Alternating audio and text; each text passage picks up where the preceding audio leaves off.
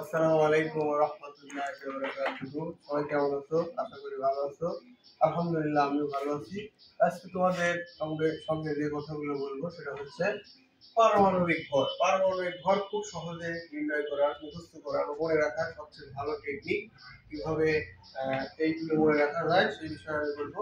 তাহলে খুব সহজে আমরা মনে রাখতে পারি পারমাণবিক ভর। যেমন hydrogen, helium, lithium, beryllium, boron, carbon, nitrogen, oxygen, chlorine, neon, sodium, magnesium, aluminium, silicon, phosphorus, sulphur, chlorine, argon, potassium, calcium. এই 20টা মৌলের পারমাণবিক ভর যদি আমাদের জানা থাকে ইনশাআল্লাহ যথেষ্ট। যে কোনো যৌগের আণবিক ভর আমরা বের করতে পারবো এই পারমাণবিক ভরের মাধ্যমে।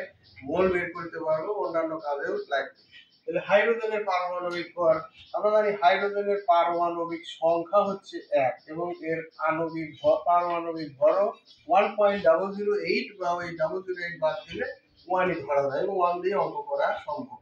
এরপর হিলিয়ামের পারমাণবিক সংখ্যা 2 এবং পারমাণবিক ভর হবে সাধারণত ডাবল, 2 2 4। সাধারণত এই পারমাণবিক ভর যদি আমরা পারমাণবিক সংখ্যা জানি, পারমাণবিক ভর সাধারণত ডাবল, 2-1টা ব্যতিক্রম বাদ। তাহলে আমরা এই সূত্রের মাধ্যমে সহজে মনে রাখতে পারি যদি জোর হয়,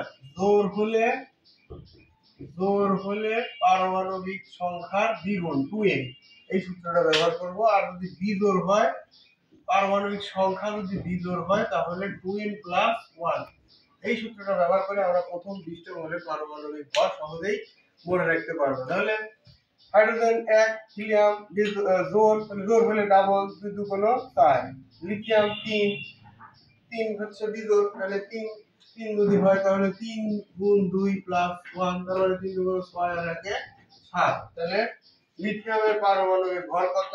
7। ঠিক আছে, কিভাবে? বেরিলিয়াম হচ্ছে 4, তাহলে 4 2 8। বোরন হলো 5, 5 2 10 আর 1 11। কার্বন হলো 6, তাহলে 6 2 12।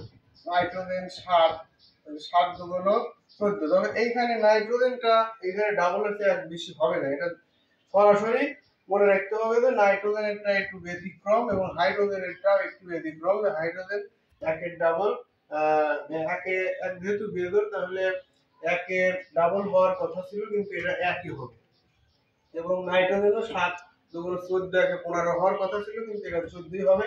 তারপরে অক্সিজেন 8, 8 2 16, ক্লোরিন 9, 9 2 18 আর 1 19, নিয়ন 10, 10 2 20, সোডিয়াম 11, 11 2 22 আর 1 23, ম্যাগনেসিয়াম 12, 12 2 24, অ্যালুমিনিয়াম 13, 13 2 26 আর 1 27। ঠিক আছে? Can you understand? My student, I'm going to say Niro. Understand?